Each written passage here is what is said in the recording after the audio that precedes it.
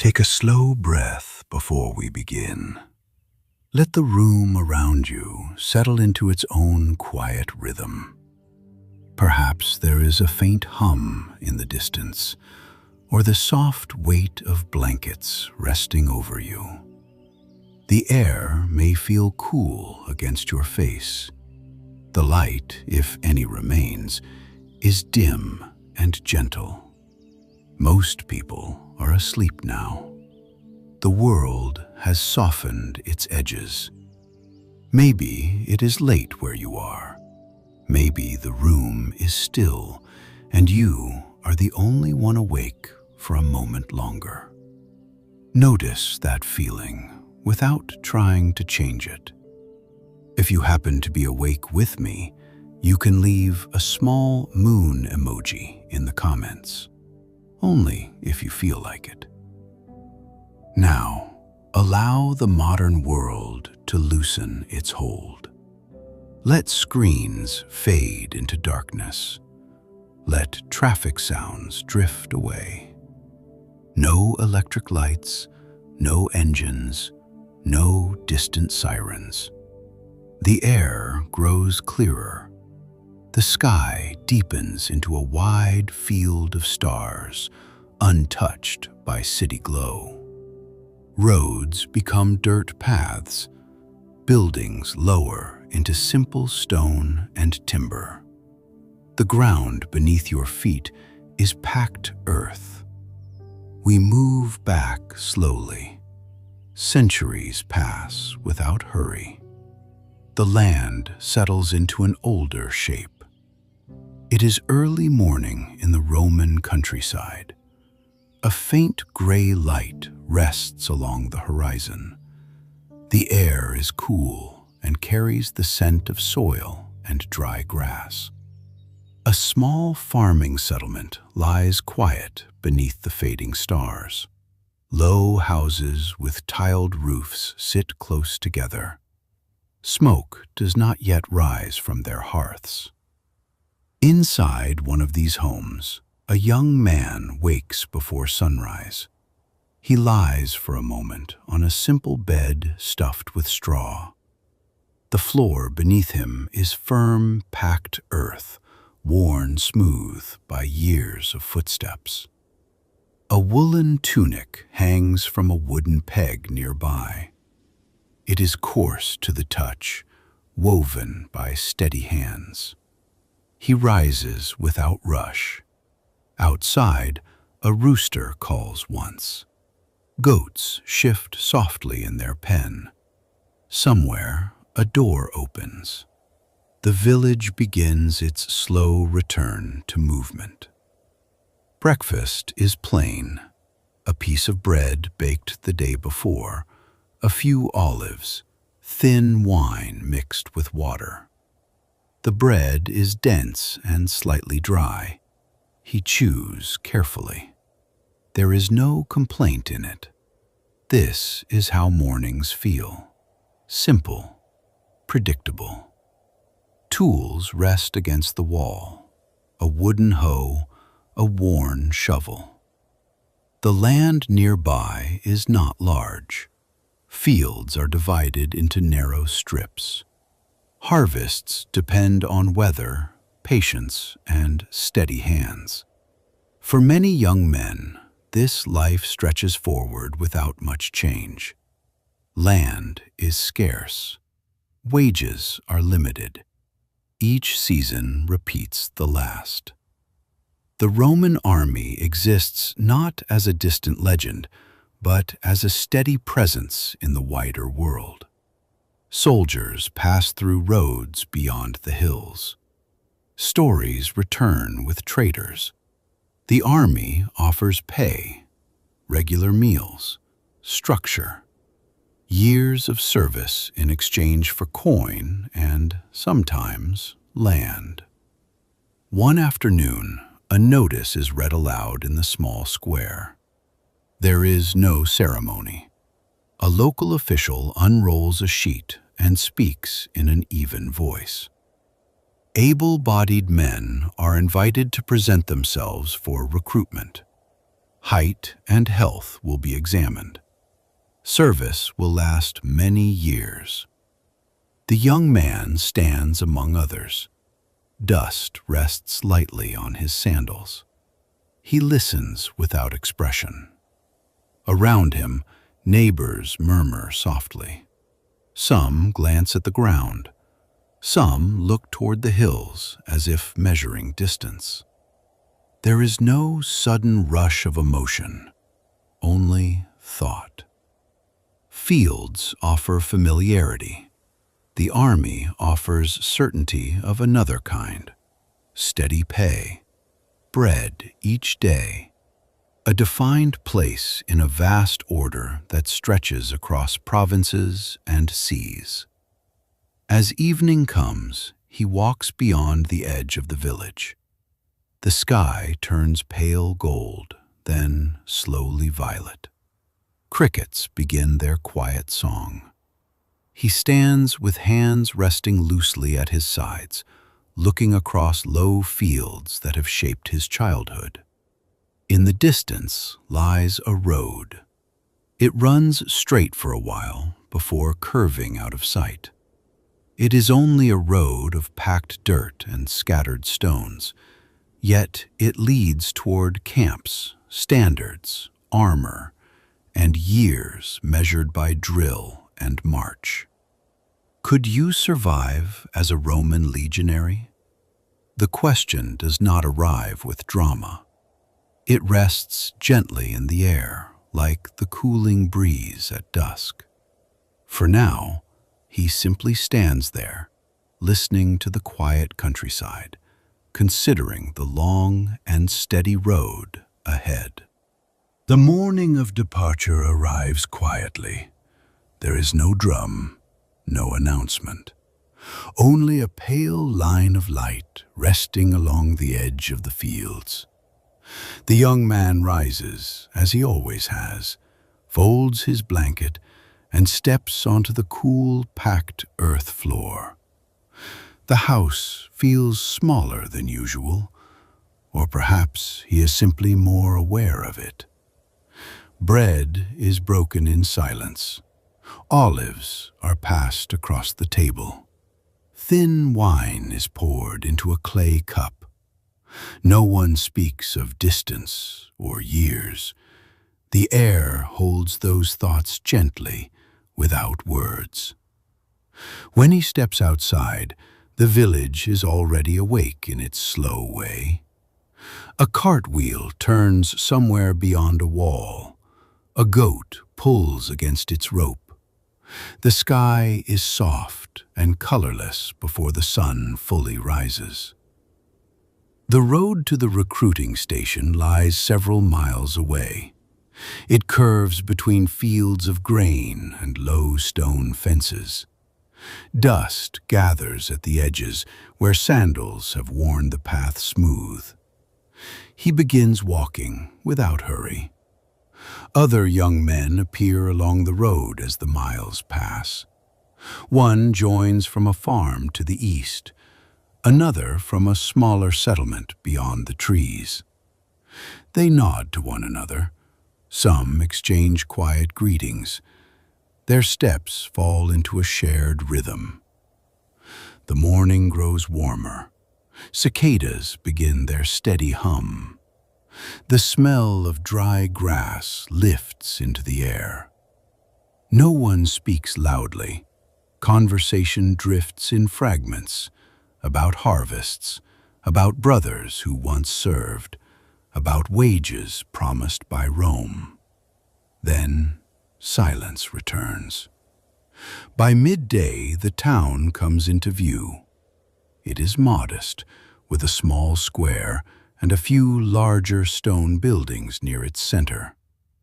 Smoke rises thinly from chimneys. The recruiting station occupies part of a public hall. A wooden sign marks the entrance. A small group has already gathered outside. An official sits behind a table, wax tablets stacked neatly beside him. A soldier stands nearby, wearing simple armor dulled by use rather than polished for display. His presence is steady but not imposing. The line forms without instruction. One by one, the young men step forward. Height is measured against a rod. Shoulders are pressed and examined. Teeth are inspected briefly. Arms are flexed. The process is careful, almost routine. The Roman army prefers sturdy bodies and straight posture. There is no shouting, no praise, only quiet evaluation.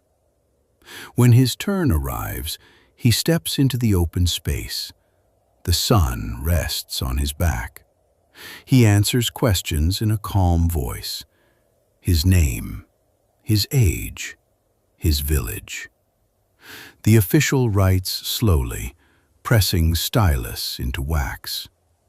He is asked to stand straight, to raise his arms, to walk a few paces and turn.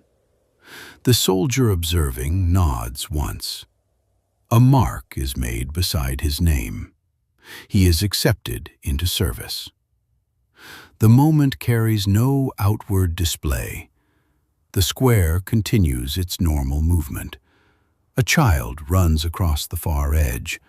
A merchant arranges cloth on a table. Life does not pause. The recruits are gathered together. An officer steps forward and speaks the words of the oath, the sacramentum. They repeat after him, voice by voice, line by line. They promise loyalty, obedience, service for the required years. Their voices blend into one steady sound. The vow ends. No one applauds. The official records each name into a larger ledger. Ink stains the page in careful strokes. The young man watches as his name is written in dark lines that will remain long after this day fades. He is given instructions for travel, where to report, what to bring, when to leave. The directions are practical and clear. There is no ceremony of armor or weapons yet, only preparation. Coins are not handed out today. There is no uniform placed upon his shoulders. Instead, there is a quiet understanding. He now belongs to the structure of Rome. When he steps away from the table, the sunlight feels unchanged. Dust still clings to his sandals. Yet the road before him has shifted in meaning. He walks to the edge of the square and rests briefly in the shade of a wall. Around him, other recruits speak softly about the journey ahead. Some seem thoughtful, others appear calm. One adjusts his cloak with steady hands. After a time, he begins the walk back toward his village. The path feels both familiar and distant. Fields stretch wide beneath the afternoon light. Wind moves through the grain in gentle waves. He does not hurry. There are still days before he must leave for the Legionary camp. But something inside him has already stepped forward. As evening settles, the village greets him as it always has. Smoke rises from hearths. Doors close softly. The sky turns from gold to deep blue. He lies awake longer than usual that night, listening, breathing, feeling the steady ground beneath him. His name now rests in a Roman ledger. His oath has been spoken aloud. The road ahead is measured not in seasons of harvest, but in years of service. And tomorrow, the walking will begin again. The journey to the Legionary camp takes several days. The road stretches forward in long, patient lines, sometimes paved with flat stones, sometimes worn down to packed earth.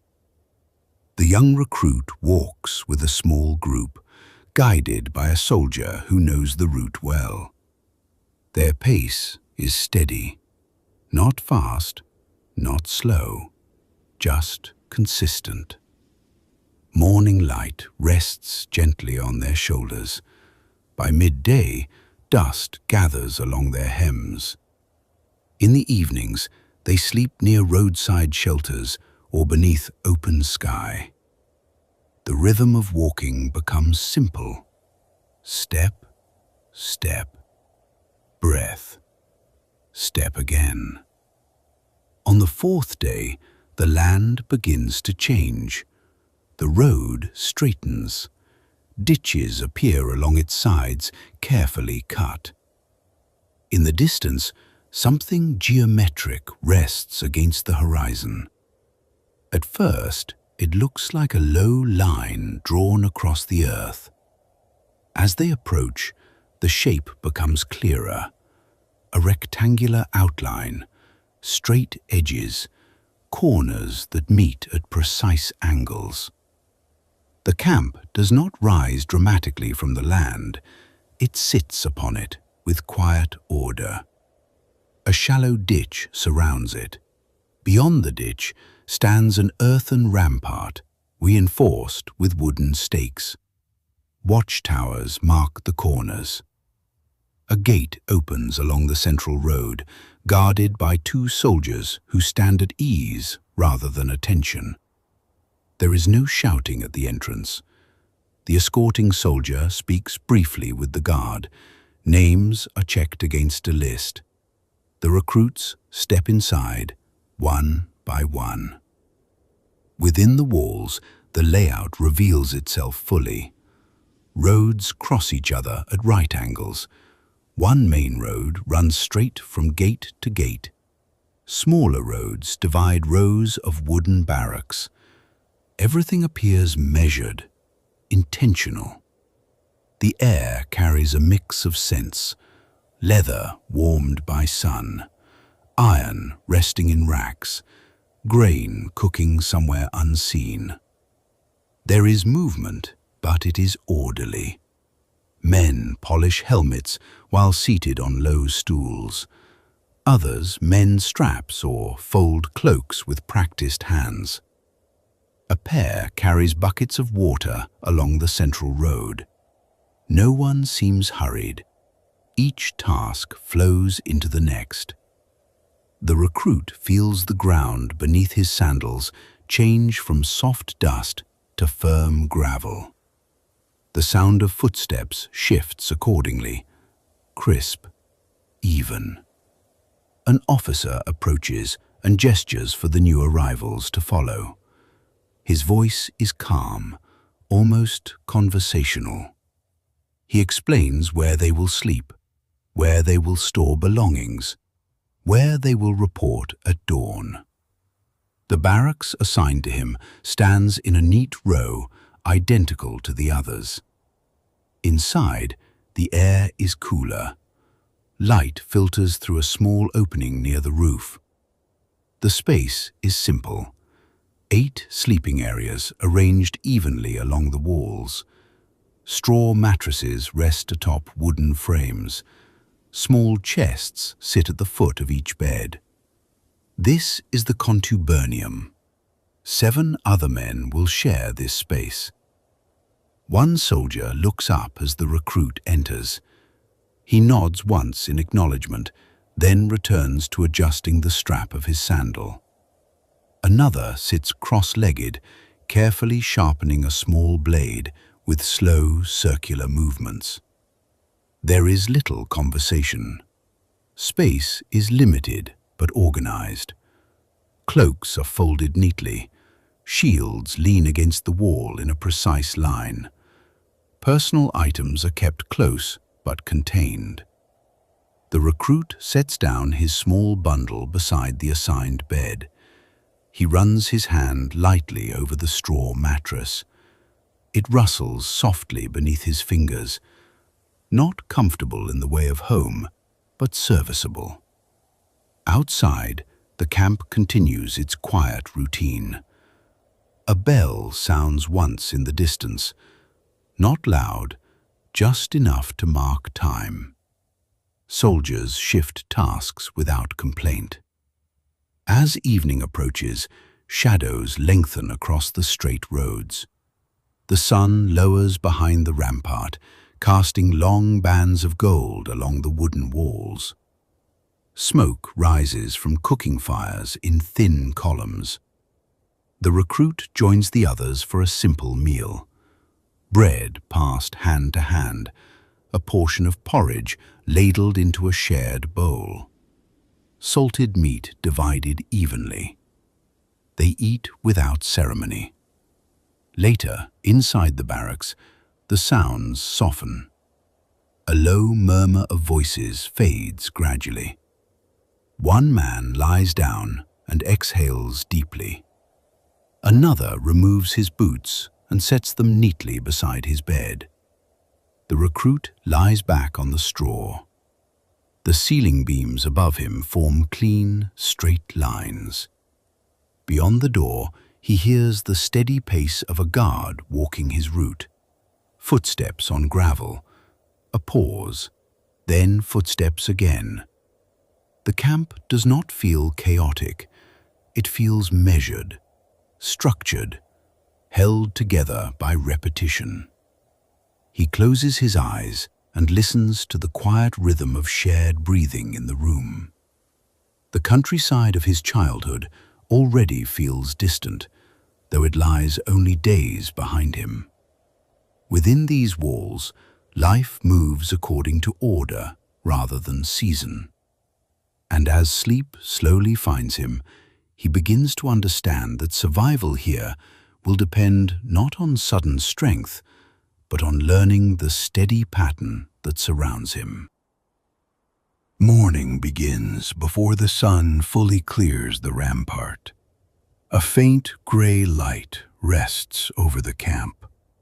The air is cool, almost damp.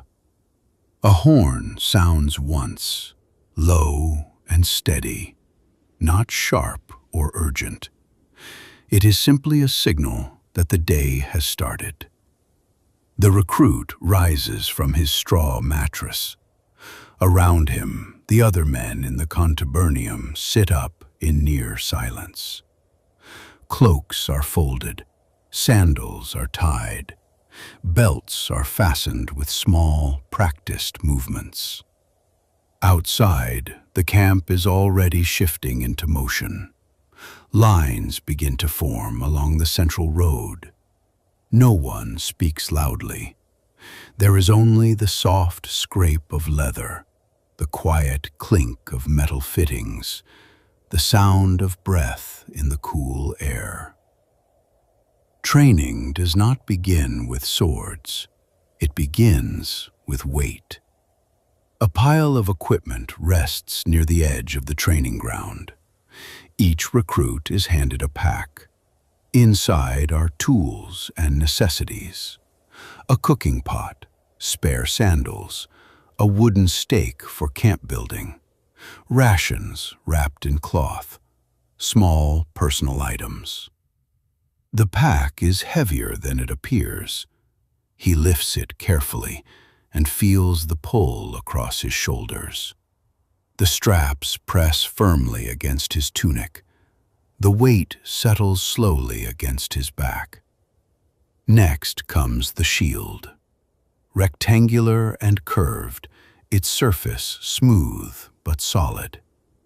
He grips the handle and feels the balance shift. Then the gladius is placed at his side, its short blade resting within a simple sheath. The leather is stiff and new. They are instructed to stand, and then to walk. The first march is not long, but it feels longer than the road from his village. The ground inside the camp is level, Yet the weight changes everything. Each step presses deeper into the gravel. His shoulders tighten. His breath grows heavier, though he tries to keep it steady. Instructors walk alongside the line. Their voices are calm. Adjust your straps. Keep your back straight. Shorter steps, even pace. The rhythm begins slowly. Left, right, left, right. The sound of many feet striking the ground together forms a dull, steady pattern. After marching comes drill. Wooden practice swords are distributed. They are thicker and slightly heavier than real blades. The recruits are shown how to hold them, how to extend the arm forward, how to withdraw without overreaching. The movements are repeated again and again. Strike, return, step forward, strike, return. There is no dramatic clash of steel, only the muted thud of wood striking a training post fixed into the ground. The recruit feels the vibration travel up his arm with each impact. Blisters begin forming where his hand grips the hilt. He notices them quietly, without complaint.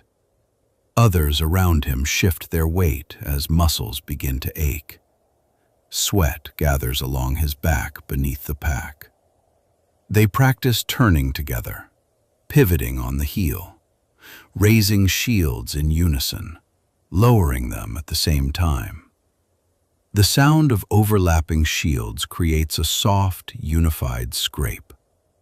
Hours pass in repetition. The sun climbs higher.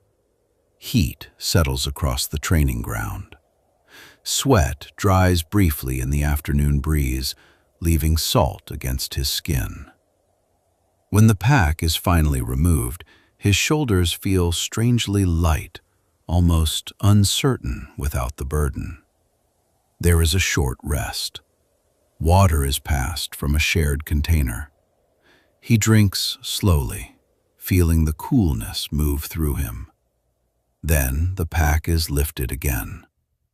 The second march feels slightly different. The weight has not changed, but his body begins to understand its shape.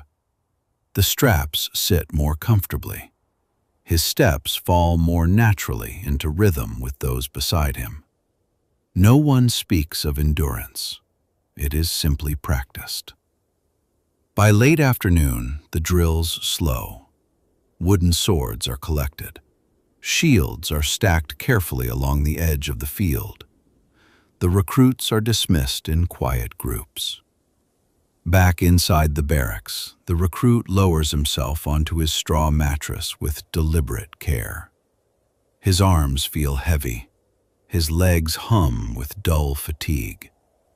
Yet there is also a quiet steadiness beneath the exhaustion. Outside, the camp continues its measured routine. A cart rolls slowly past. Somewhere, someone laughs softly at a private remark. The world has not changed dramatically, but his body has begun to adjust. As evening settles and the air cools again, he notices that the weight of the day no longer feels foreign. It feels instructive. When he lies down, sleep arrives more quickly than the night before. His muscles ache in small, honest ways. His hands rest loosely at his sides. Tomorrow, the pack will feel slightly less unfamiliar. And in that gradual adjustment, he begins to learn how to carry not only the tools of a legionary, but the steady burden of repetition itself. Morning light spreads evenly across the training ground. The air is already warmer than the day before, but still gentle. The recruits gather in lines, shields resting at their sides. There is no rush, only arrangement. Today, The focus is not on weight, but on position. They are instructed to stand shoulder to shoulder, close enough that their sleeves nearly touch. The space between them is small, deliberate. An instructor walks slowly along the front, adjusting a stance here, a shield angle there. A hand presses lightly against a shoulder to bring it into line. The shields are lifted together. Each one curves slightly, designed to overlap with the next. When placed correctly, they form a continuous wall of wood and leather. The edges meet with a muted knock. Small gaps disappear as adjustments are made. "Closer," the instructor says softly. They shift half a step inward. The line tightens. From the outside, the formation looks simple. From within, it feels precise. The recruit senses the warmth of the man beside him. He hears his breathing. He becomes aware that his own steadiness affects more than himself. They begin to move, left foot forward, then right, slow and even. The sound of synchronized steps forms a low rhythm across the ground. Gravel shifts beneath sandals. Shields remain raised. Arms grow tired quickly, but the pace does not change. "Turn." The word is given without sharpness. The entire line pivots together. If one moves too early or too late, the wall breaks slightly. The instructor notices these small errors and corrects them calmly. Again. Step, step, turn. Hours pass in repetition. The sun rises higher. Sweat gathers at the edge of the recruit's brow. He resists the urge to wipe it away. The shield must remain steady. At times, they practice forming a tighter block. The men in the back rows lift their shields higher, angling them above their heads. Those in front hold theirs firm at chest height. The structure becomes layered, protective from more than one direction. There is no imagined enemy described, no shouted warnings, only the careful alignment of bodies and wood. The recruit begins to understand that survival here depends less on strength alone and more on staying where he is placed, holding the line, trusting that the man beside him will do the same. When a break is called, shields are lowered slowly. Arms tremble slightly from the sustained effort. The relief is quiet but noticeable. Water is passed along the row. A few words are exchanged in low tones. Then the formation is built again. By afternoon, the movements feel more automatic. The recruit no longer thinks about each step. His feet find their place without hesitation. His shield meets the next with a practiced angle. The rhythm settles into his muscles. The training ground grows long shadows as the sun begins to descend. Dust clings lightly to their sandals. The commands become fewer. Corrections are smaller. At last, the instructor walks the length of the line once more and gives a brief nod. The formation dissolves. The men disperse without celebration. Shields are stacked neatly. Belts are loosened. The recruit flexes his fingers, feeling the faint ache in his forearm. As the sun lowers behind the camp walls, light stretches across the empty ground where they stood for hours. The straight lines of the roads remain unchanged. The order of the camp continues. Back in the barracks, he sits for a moment on his straw mattress. His body is tired in a different way than before, not from distance, but from stillness held under tension. He understands now that being a legionary is not about rushing forward. It is about remaining in place, about small, exact movements repeated until they become instinct. Outside, evening settles softly over the camp, and the geometry of the day lingers quietly in his muscles as night approaches. The Legion marches out before sunrise. The sky is pale and wide, the air cool against the skin. Packs are lifted onto shoulders with familiar motions. Shields rest against backs. Sandals press into the road in steady rhythm. They walk for hours without urgency. The sound is constant. Step, step, breath, step. The weight no longer feels surprising.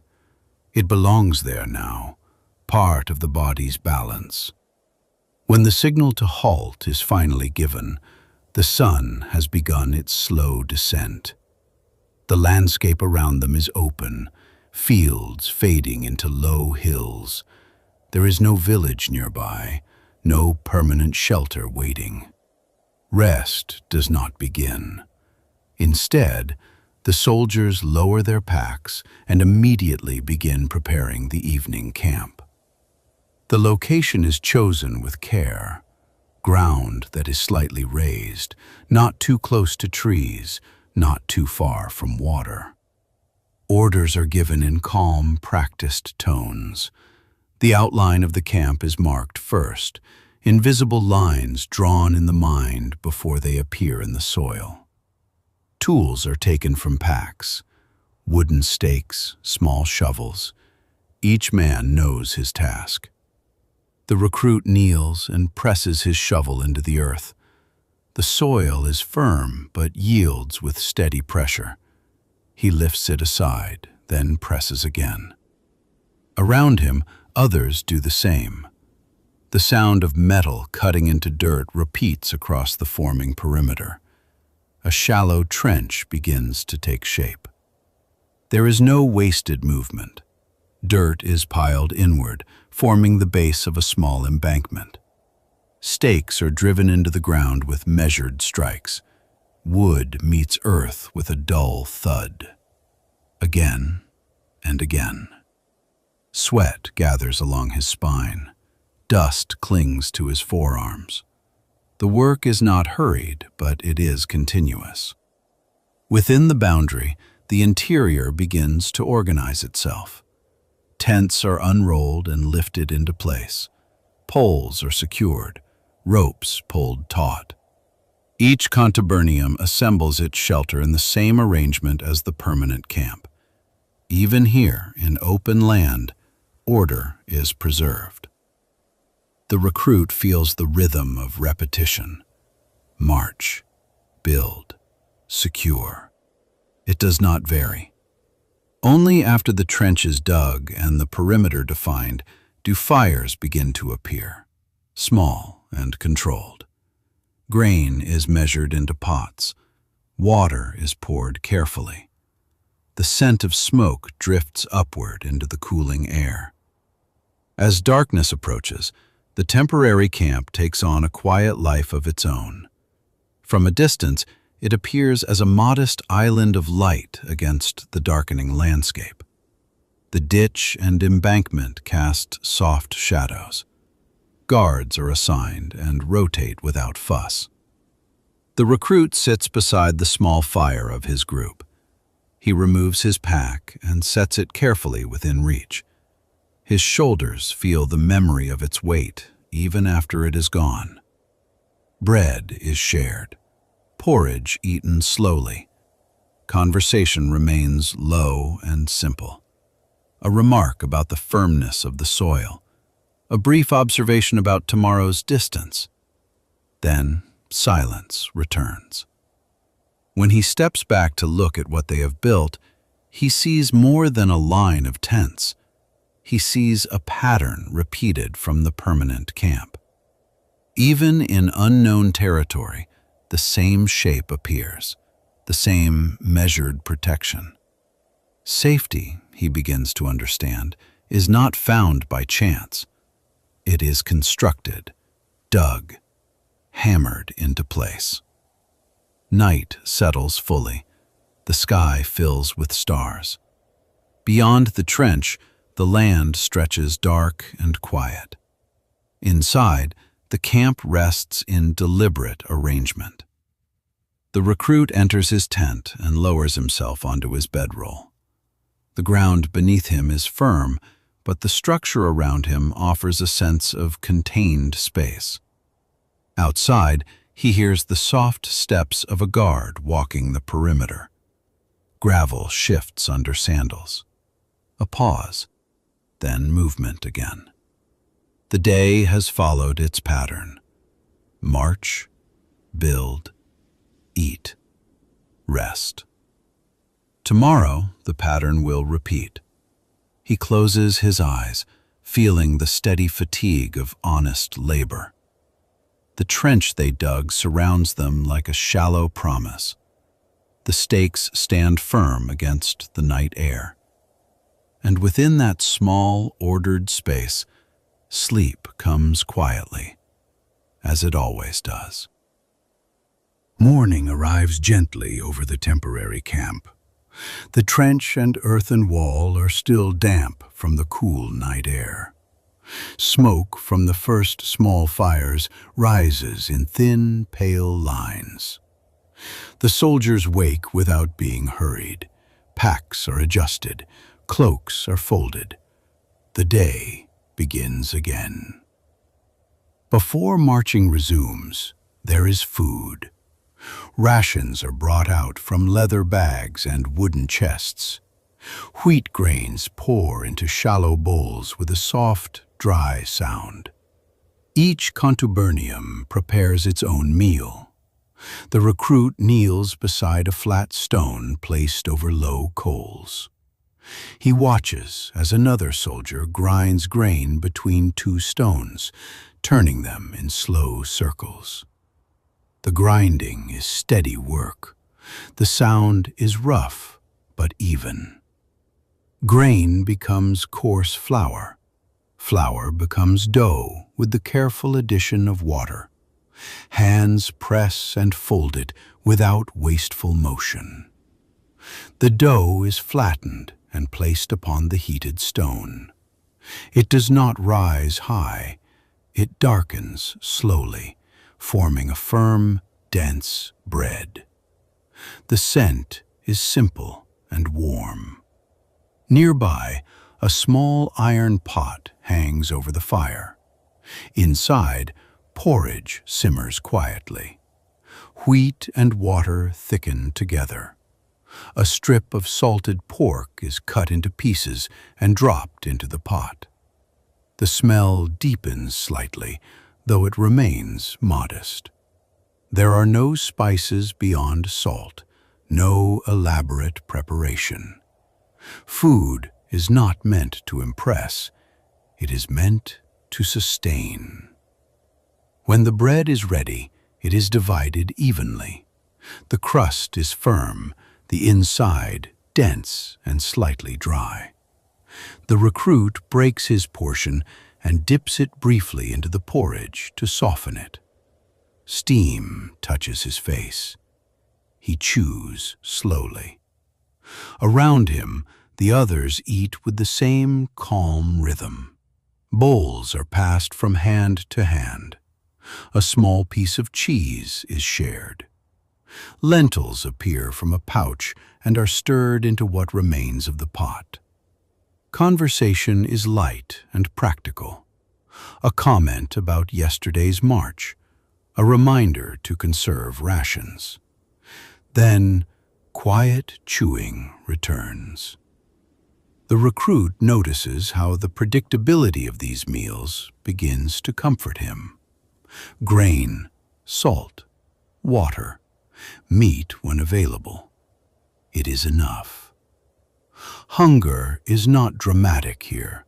It is managed through routine. As the fire burns lower, he wipes his hands on a cloth and drinks from a shared container. The water is cool and plain. He feels it settle steadily within him. After eating, there is no lingering. Bowls are scraped clean. Ash is scattered. The flat stone is cooled and wrapped for travel. Nothing is wasted. Nothing is left behind. When the Legion resumes its march later that morning, the recruit feels the quiet strength that food provides. Not excitement, not fullness, just stability. Days pass in this same pattern. At each halt, grain is ground, bread is baked, porridge simmers. The repetition removes uncertainty. He begins to measure time not only in miles walked, but in meals prepared. In the permanent camp, the process is similar but slightly more organized. Larger ovens stand near the barracks. Groups take turns baking for others. The scent of fresh bread drifts through the straight roads in the early hours. He comes to recognize the comfort in that smell. It signals continuity, another day in motion, another evening approaching. At times, supplies include dried fruit or a small measure of sweeter wine purchased from nearby towns. These small variations feel noticeable, though they are rare. A coin saved from wages might allow such additions. But most days remain simple.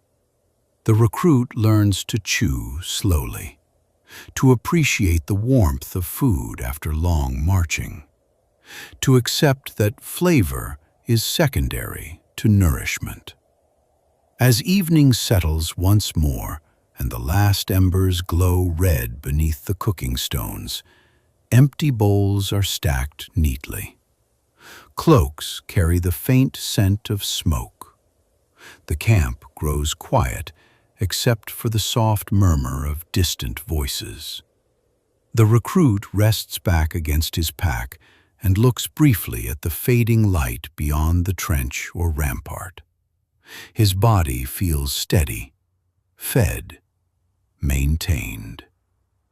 In this life, meals are not moments of celebration. They are anchors. And as darkness folds gently over the camp, the steady cycle of grain and salt becomes another quiet part of survival. The days between marches are rarely idle. When the Legion remains in a permanent camp, much of the time is given not to fighting, but to care. Armor does not maintain itself. In the late morning light, soldiers sit on low stools outside the barracks. Helmets rest in their laps.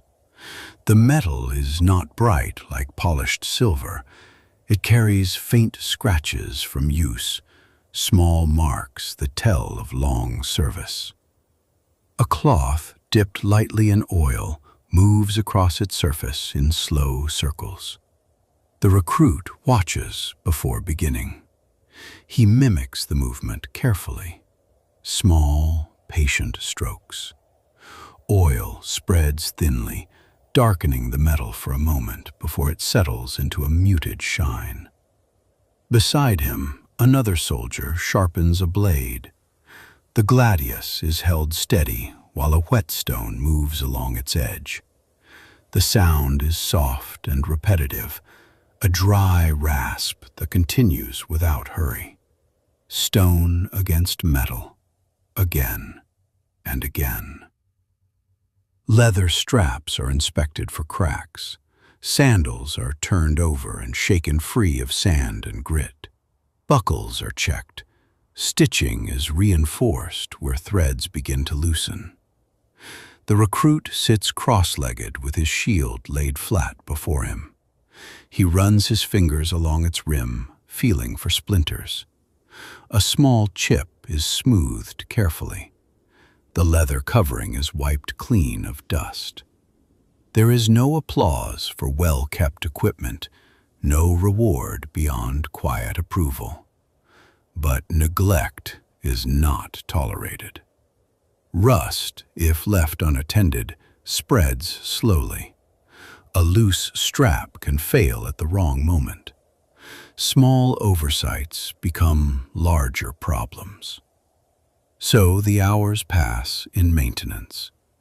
The air smells faintly of oil and warm wood. Sunlight falls across the straight roads of the camp, casting narrow shadows beneath benches and racks. Voices remain low. Conversation drifts between tasks without distraction. One soldier hums softly while working.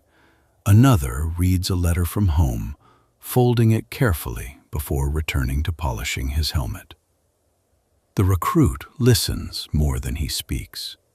He begins to understand that strength in the Legion is not only measured by endurance in marching or steadiness in formation.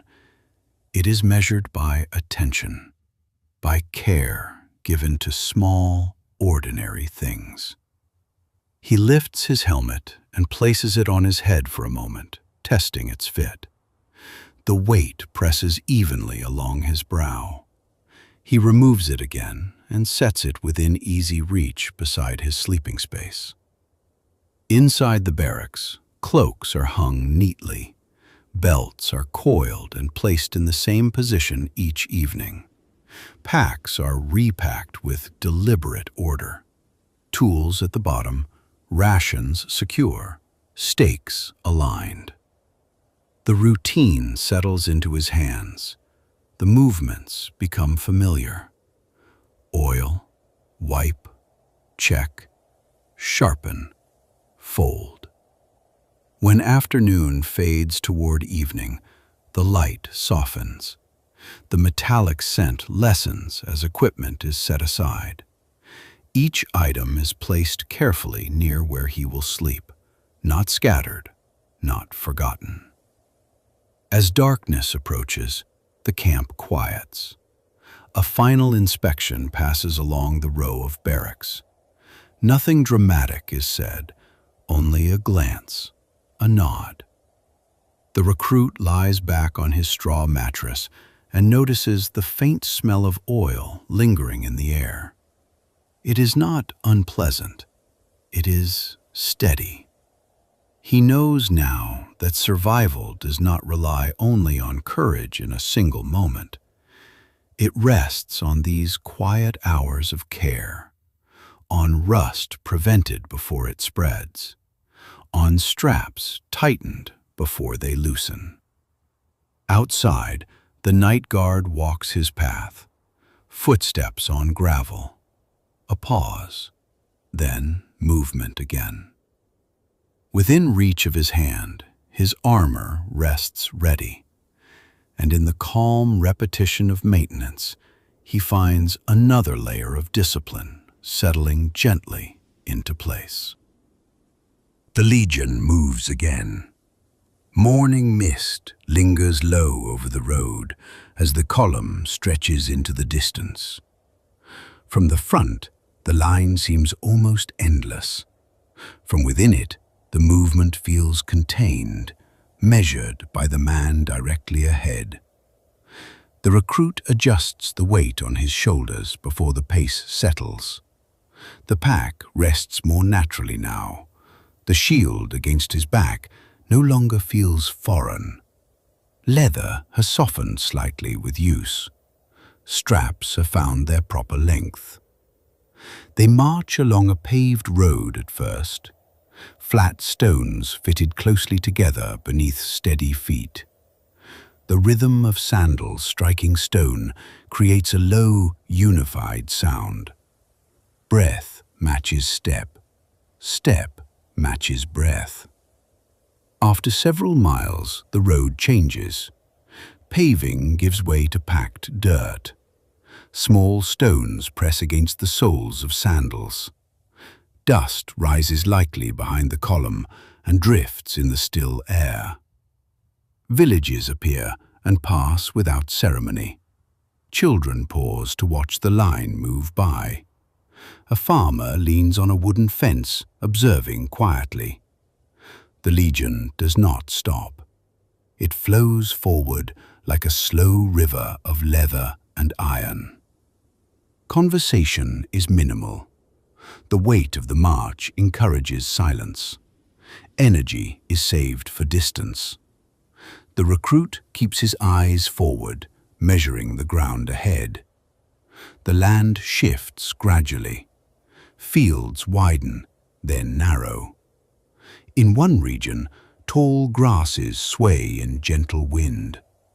In another, low hills roll outward under open sky. At times, rain falls softly, soaking cloaks until they grow heavy. Water beads along helmet rims and drips steadily to the ground. No one complains. The march continues. Hours blend together. The recruit begins to notice how the road itself shapes thought. Repetition creates space in the mind. There is little to decide, only the next step. Left, right, left, right. When they pause briefly at midday, packs remain strapped on. Water is passed along, bread is eaten while standing. Then the signal is given and the movement resumes. The road becomes meditative. He feels the quiet strength in his legs, stronger than when he first arrived at camp. His shoulders no longer tense at each incline. The weight presses, but it does not overwhelm. Occasionally, a standard bearer moves into view ahead, the emblem lifting and lowering gently with each step. It serves as a quiet point of focus, a reminder of alignment. As the sun lowers toward evening, the column begins to slow. A suitable site is chosen once more. Without instruction shouted across the field, the men begin preparing to build. The pattern repeats. Packs lowered, tools retrieved, ditch marked, earth turned, stakes driven. March, build, eat, rest. The recruit kneels to dig, muscles already accustomed to the task. The ground feels familiar beneath his hands, even though the location is new. The camp takes shape before the last light fades. From outside, it may appear temporary, a modest arrangement of tents and earthworks. But from within, it carries the same order as every other night. After food is prepared and eaten, he sits quietly for a moment, looking beyond the trench toward the darkening horizon. The land stretches far beyond sight. The empire feels vast here, measured in miles walked rather than lines drawn on maps. He realizes that distance is no longer intimidating. It is simply something to be crossed, step by step. As night settles fully, the camp becomes a small island of warmth beneath the wide sky. Guards take their positions. Fires burn low. The recruit lies down on his bedroll and feels the steady fatigue of another long day. His breathing slows. The road behind him feels longer than before, yet also less distant. Tomorrow, the march will begin again, and with each mile, the rhythm grows quieter inside him, like a steady drum that no longer needs to be heard to be followed. The air begins to change as the Legion approaches the edge of the Empire. The warmth of central lands fades gradually. Mornings carry a sharper chill. The wind moves differently across the open ground, carrying unfamiliar scents from forests that stretch dark along the horizon. The road narrows, Paved stone appears less often.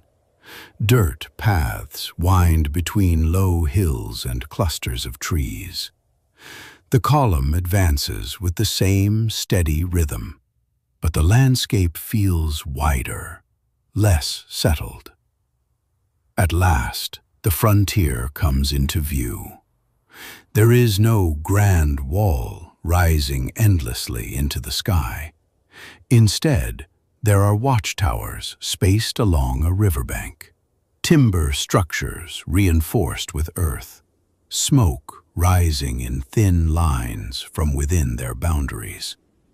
Beyond them, the land continues, quieter and less marked by Roman order. The Legion enters the frontier fort without ceremony. The layout resembles other camps, though smaller and more weathered. Straight roads divide the interior. Barracks stand in rows. Storage buildings hold grain and tools. The recruit notices the difference in sound first. The wind moves more freely here, brushing against wooden walls. Birds cry from treetops beyond the perimeter. The river flows steadily nearby, its surface catching pale light. Most days are uneventful. Patrols are organized at dawn. Small groups walk along the boundary lines, checking markers, scanning the distance without tension. Signals are practiced. Horn calls are tested and repeated until each tone is clear. The recruit takes his turn on watch in one of the towers. He climbs the wooden steps slowly, feeling them shift slightly beneath his weight. At the top, the view stretches far beyond the river. Forests stand still beneath a gray sky. Mist gathers low over the water in early morning. He rests his hands on the railing and listens. There is no immediate threat, no visible movement beyond the ordinary patterns of wind and wildlife. Yet, the presence of the Legion here is steady, a reminder that the Empire reaches even this far. Guards rotate in quiet intervals. One descends the steps as another ascends. The rhythm continues without interruption. Within the fort, life mirrors the camps he has already known. Armor is maintained. Grain is ground. Shields are stacked neatly along walls. The geometry of Roman order stands against the irregular shapes of the surrounding land. Over time, the recruit feels less new. He recognizes the routines without needing instruction. He adjusts his cloak automatically against the cooler air. He knows how to stack firewood so it dries properly. He measures his steps along the wall without counting. The vastness of the Empire no longer feels abstract. It is measured in distances marched, in rivers crossed, in towers climbed. At night, the frontier fort glows softly beneath the stars. Fires burn low within contained spaces. Beyond the boundary, darkness spreads uninterrupted.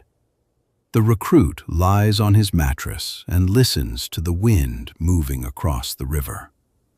The sound is different from the countryside of his youth, yet it carries the same steady quality.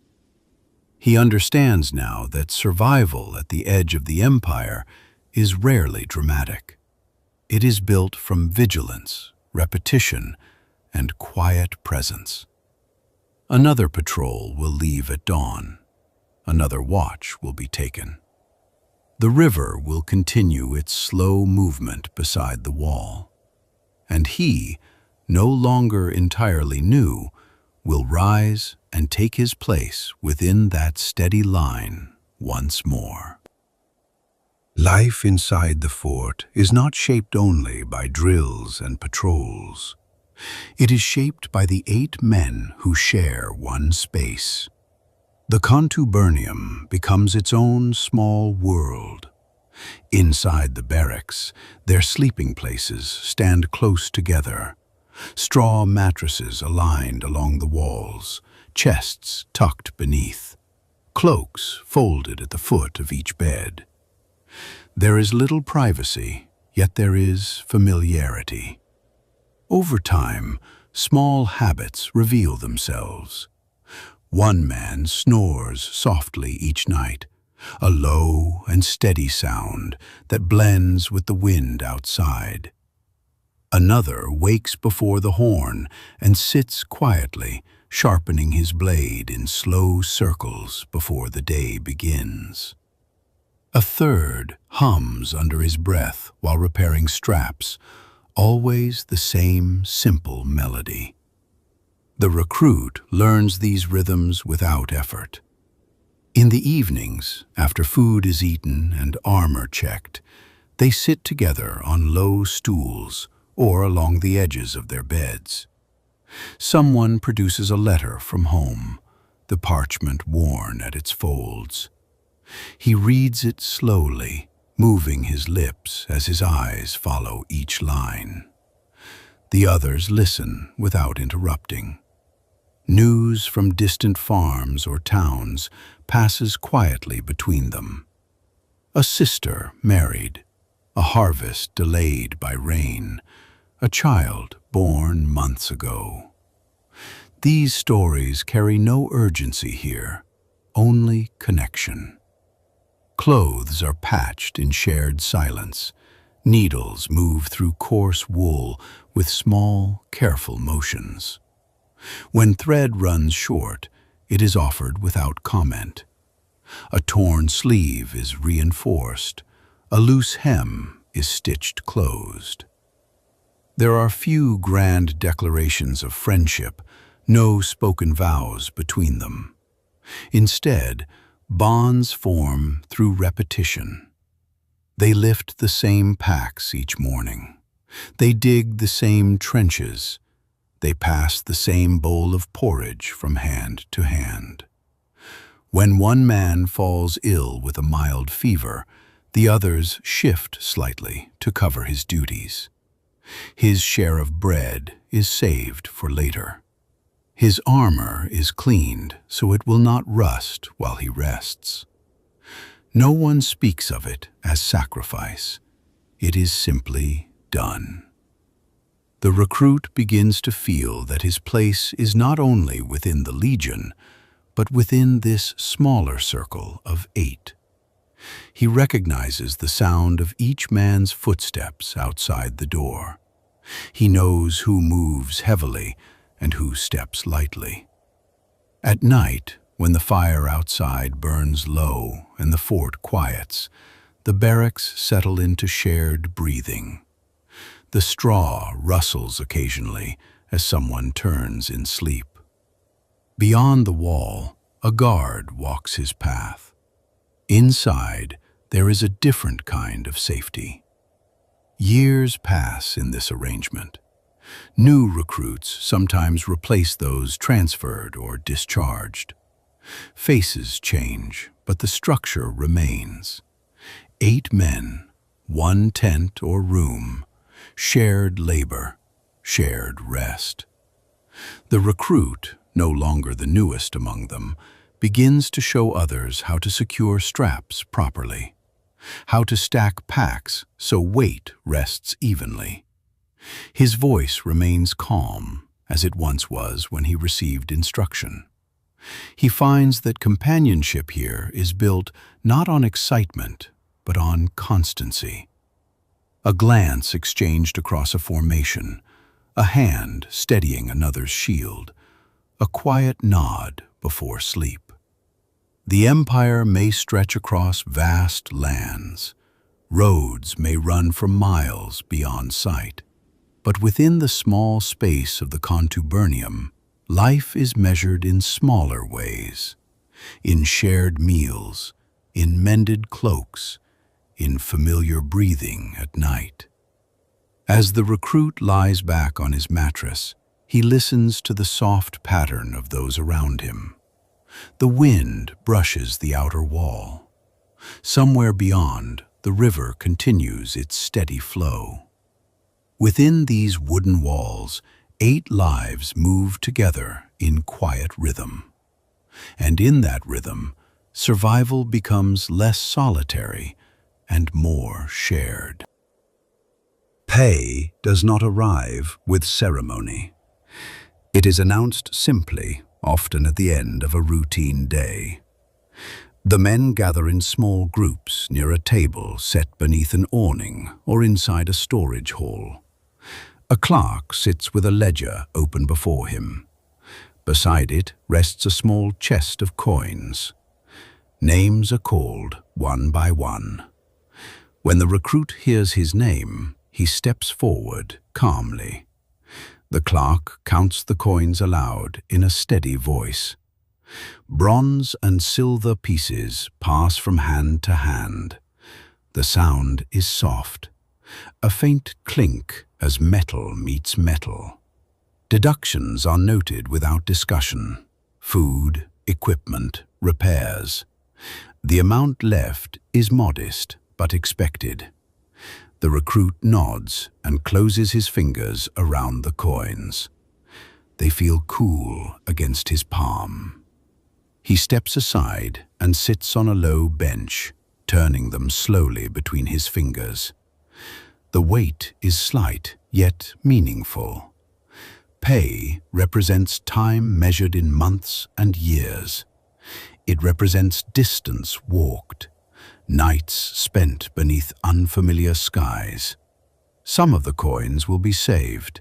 He wraps them carefully in cloth and places them at the bottom of his chest beneath spare garments. Savings grow slowly in this way, not quickly, not dramatically, just steadily. Occasionally, when the fort lies near a small town, soldiers are permitted to visit in limited numbers. The recruit walks along narrow streets lined with simple stalls.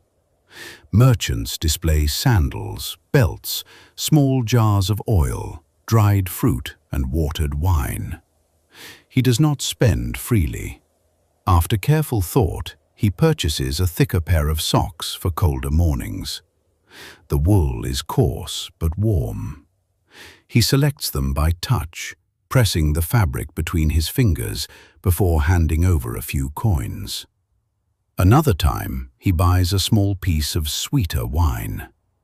It is not extravagant, but different from the usual ration. He shares it with the men of his Contubernium that evening, passing the cup without comment. Money does not transform his life. It does not remove routine or shorten marches, but it offers small adjustments, slight comfort, a sense of personal choice within a structured world. The act of counting coins becomes familiar. At times, he empties the cloth bundle onto his mattress and arranges the pieces in neat rows. He calculates quietly how much more is needed before discharge. The number remains distant, yet not unreachable. Some soldiers spend quickly on brief pleasures.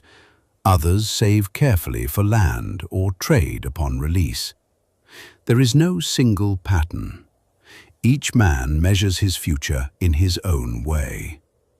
For the recruit, saving brings a quiet steadiness.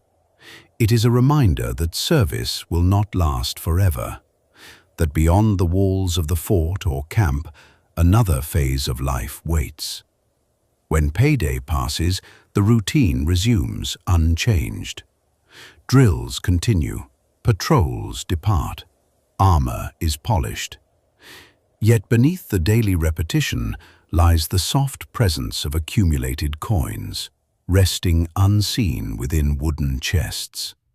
As evening settles and the barracks grow quiet, he sometimes runs his hand over the chest where his savings lie. Not in worry, not in greed, simply acknowledgement. Time moves forward in measured steps.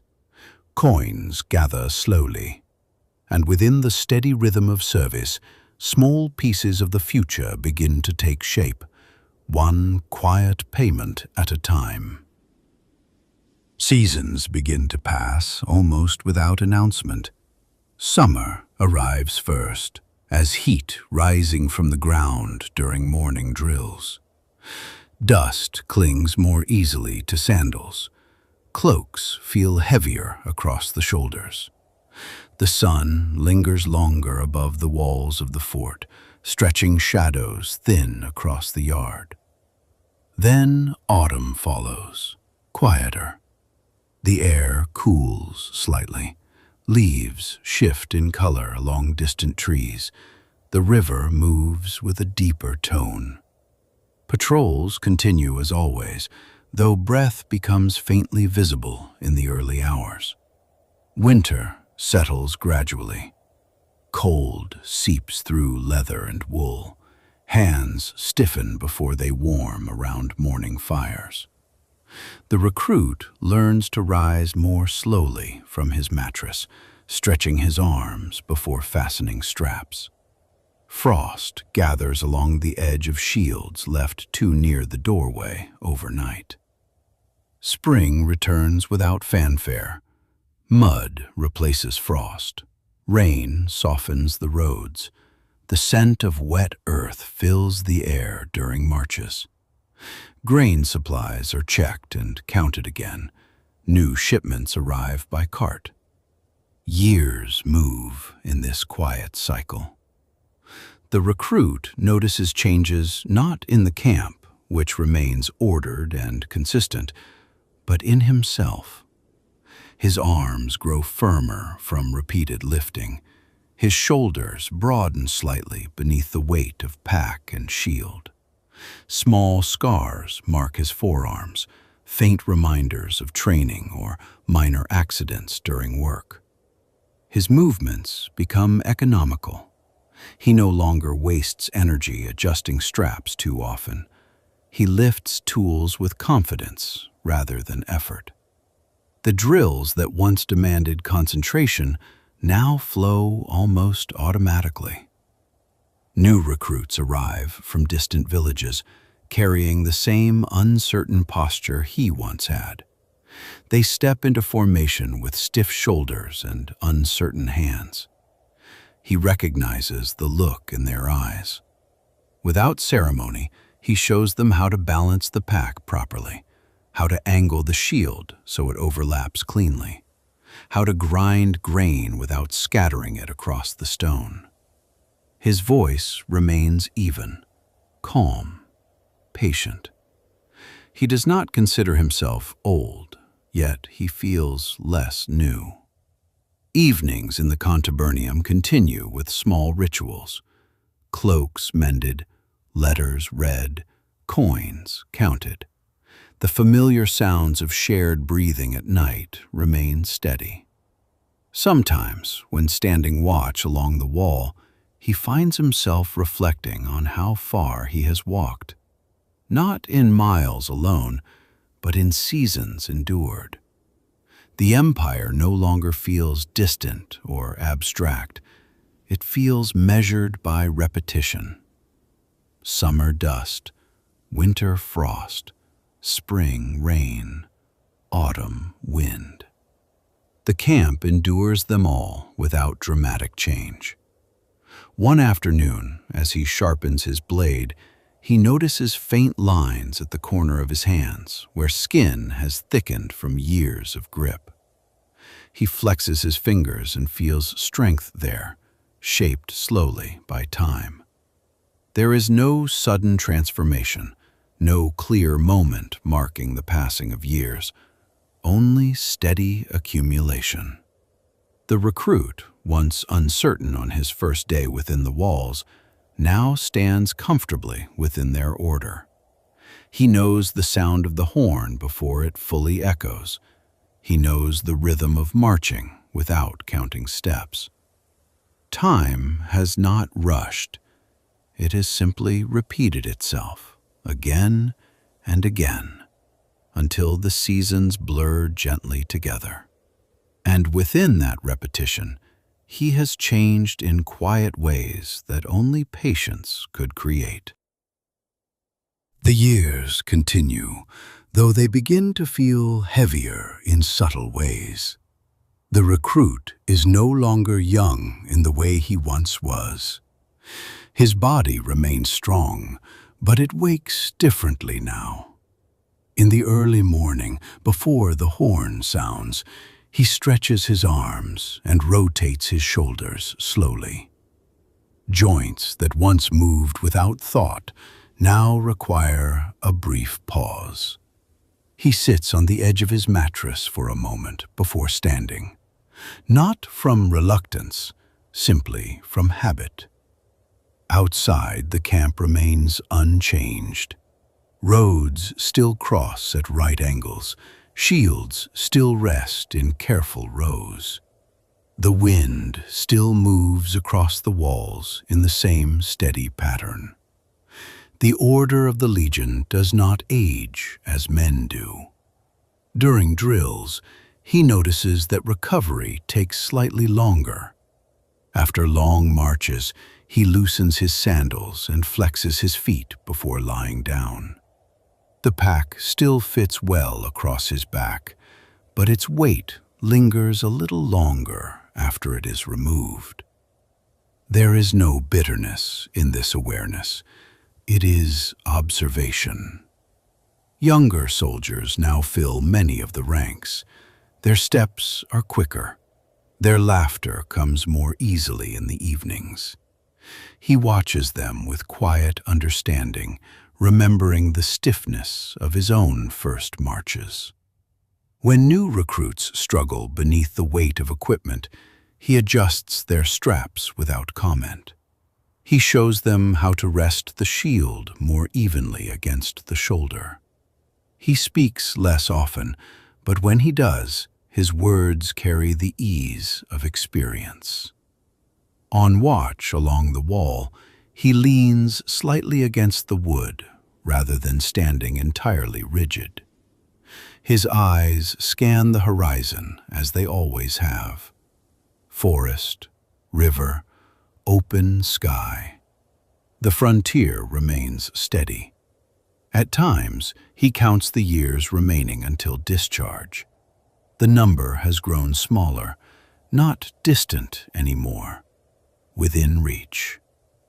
He finds himself thinking occasionally of land, of soil pressed between his fingers, of mornings without horn calls. The memory of fields from his youth returns gently, not with longing, but with curiosity. What will it feel like to rise without armor nearby?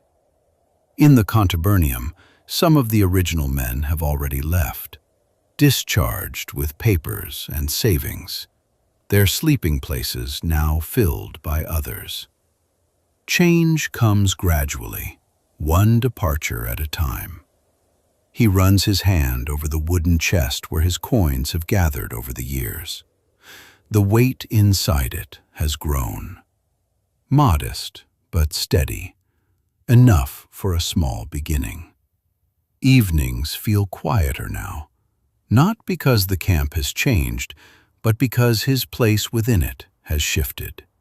He stands slightly apart during moments of laughter, observing more than joining.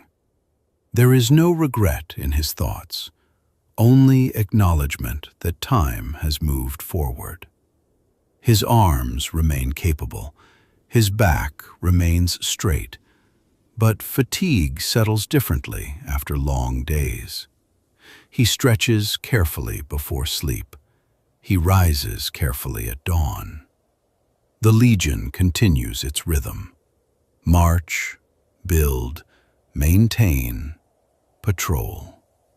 He continues within it, though he senses the approach of another transition. When he lies down at night, he listens to the familiar breathing of the men around him. Some new, some steady companions of many seasons. The weight of years does not press suddenly. It gathers quietly, like layers of dust upon a road well traveled. And as he closes his eyes, he understands that endurance has never been about strength alone. It has always been about continuing, one measured day after another. The day of discharge arrives without spectacle. There is no gathering of the entire fort, no loud announcement, only a list read in a calm voice near the administrative hall. His name is spoken among several others. He steps forward as he once did years ago when he first swore the oath. The same steady walk, the same measured breath. Inside, a clerk sits at a wooden table. A parchment lies ready. The document confirms years of service completed, duties fulfilled, time given. A seal is pressed into warm wax and allowed to cool. He receives the paper with both hands. For a moment, he studies it quietly. The letters are formal, the language precise. It marks the end of obligation. His final payment is counted carefully. Savings accumulated over years are returned in full. Coins rest heavier now in a leather pouch tied securely at his waist. There is mention of land, small parcels granted to those who have served faithfully. Not large estates, just enough soil to work, enough to begin again. He returns to the barracks one last time as a legionary. His armor rests where it always has. Helmet polished, shield aligned with the others. He lifts each piece slowly, not to wear, but to consider. The metal carries faint marks of long use. The leather is shaped to his grip. He cleans them once more before returning them to the quartermaster, not out of duty, but respect for the years they carried together. Without armor, his body feels lighter, almost unfamiliar. He folds his cloak carefully, packs his belongings into a simple bundle. The chest that once held coins is emptied. The small space he occupied within the Contubernium is cleared. The men who remain offer quiet farewells, a firm grip of the forearm, a nod. Few words are needed. Outside the fort, the road stretches the same as it always has, straight for a time, then curving beyond sight. He walks without shield or pack now. Only a modest bundle rests against his shoulder. The weight is different, personal, chosen. Villages pass along the route. Fields spread outward under open sky. The sounds of civilian life feel softer than memory suggested. A cartwheel turning, children calling to one another, wind through grain. When he reaches the small plot of land granted to him, it appears unremarkable at first glance. Soil bordered by low stone, a modest dwelling nearby in need of repair.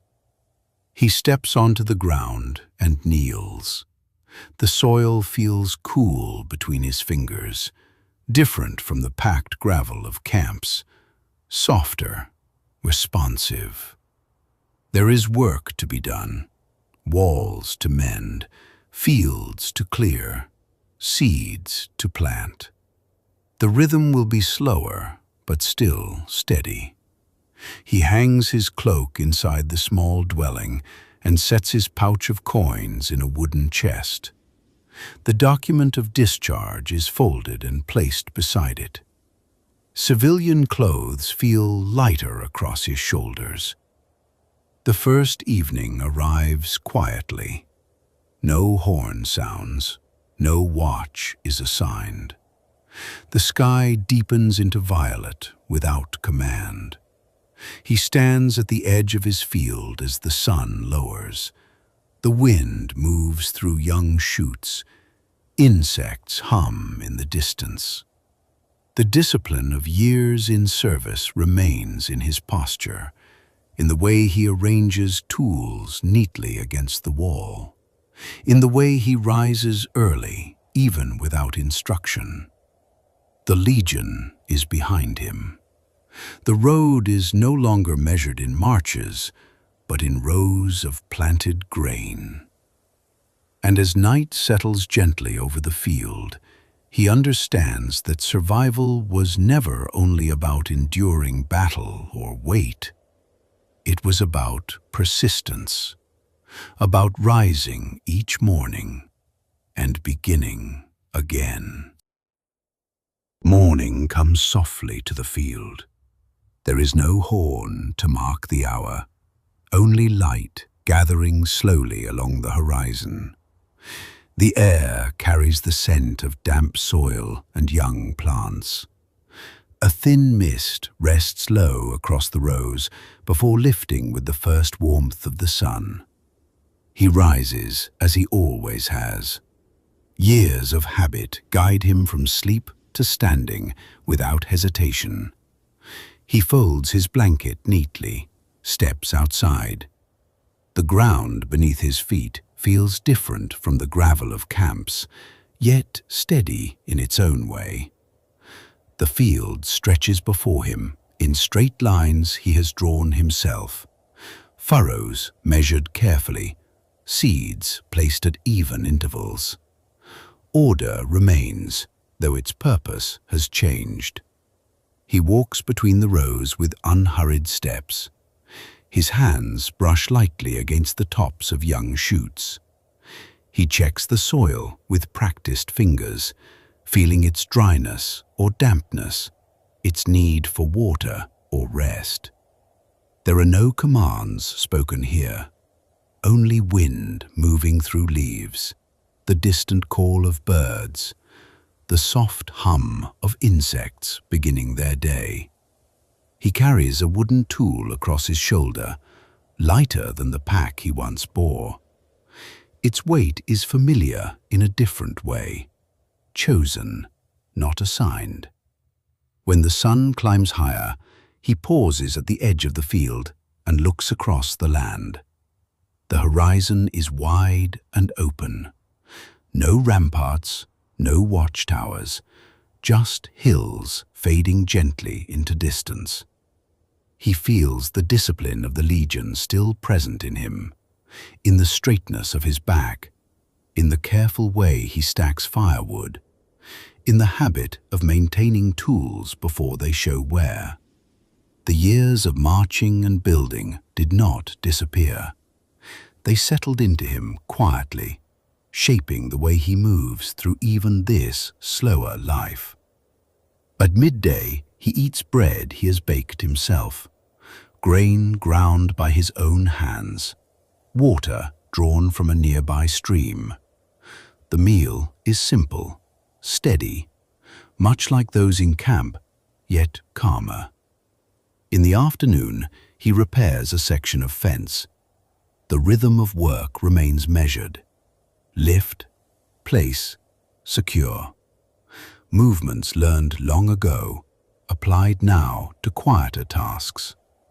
As evening approaches, the sky shifts into soft shades of gold and rose.